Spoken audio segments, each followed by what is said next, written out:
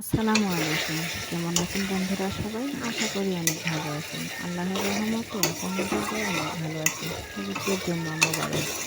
সেজন্য একটু মাংস রান্না করার চেষ্টা করতেছি। চলে আসলাম রান্নাঘরে। মুরগির মাংস রান্না করব। এখানে আমি কী মশলা দিয়েছি দেখেন। একদম ঘরোয়া উপায়ে সহজ পদ্ধতিতে মুরগির মাংস রান্না করব আলু দিয়ে। মুরগির মাংস রান্না করার সময় মশলা যত কষাবেন দেখবেন তরকারির স্বাদ ততটাই বেড়ে যাবে ইনশাআল্লাহ। কালার মাশাআল্লাহ অসাধারণ হয়েছে। মশলা কষানোর সময় সেটা বোঝা যাচ্ছে। দেখেন, উপরে তেল যখন চলে আসবে কষানোর সময় মনে করতে হবে মশলাগুলো কষানো হয়ে গেছে। মাশাআল্লাহ অসাধারণ অসাধারণ হয়েছিল এই রান্নাটা। মুরগির মাংস আমি ছাড়া আমার বাড়ির সবাই খুব পছন্দ করে, আমার কিন্তু পছন্দ না। এই যে দেখেন, মশলাগুলো কষানো হয়ে গেলে মাংসগুলো দিয়ে দিলাম। পরিষ্কার করে ধুয়ে রেখেছিলাম সেই মাংসগুলো। এখানে একটি মুরগির আছে। অনেক তৃপ্তি সহকারে এই মুরগির মাংস দিয়ে বাড়ির সদস্যরা ভাত খেতে পেরেছিল। এজন্য আমি অনেক অনেক খুশি। তাদের খুশিতেই তো আমার খুশি, তাই না?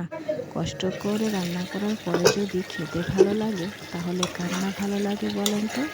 আর রান্নাটা যদি একটু এমন তেমন হয় তাহলে কষ্টটাই বৃথা চলে যায়।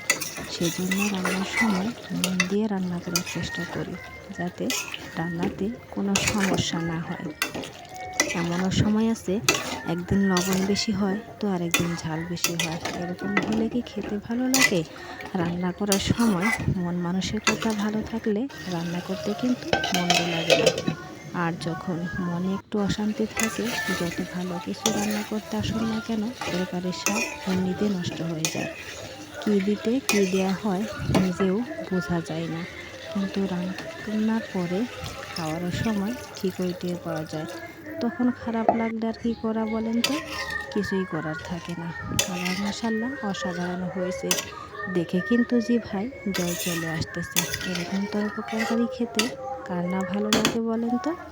কলিজার ভাই বোনেরা, আসুন সবাই মিলে কাঁধে কাঁধ মিলিয়ে একসাথে এগিয়ে যাই। অনেক কথাই তো বললাম। আপনারা চলে আসুন আমার বাড়ি, আমিও চলে যাব আপনাদের বাড়ি। এটাই তো, তাই না? ফেসবুকে তো একা একা কখনোই সফলতা আনতে পারবেন না। তাই সবার পাশে থেকে সবার ভালোবাসার প্রয়োজন আছে। হিংসা না করে আসুন সবাই মিলে একসাথে এগিয়ে যাই। আমার তরকারিটা কেমন হলো অবশ্যই জানাবেন সবাই।